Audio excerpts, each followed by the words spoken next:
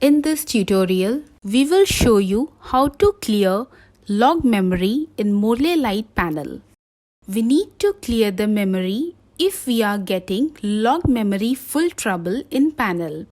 As in Morley Lite panel, event log memory will not get clear on FIFO basis.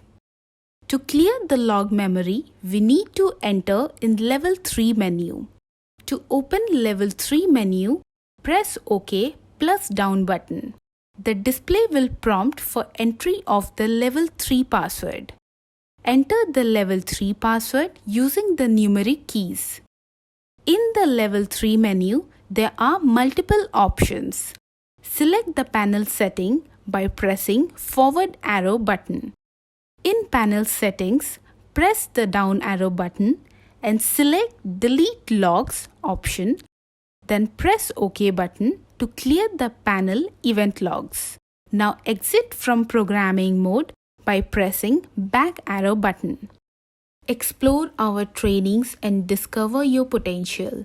Visit www.honeywelldiscovertraining.com.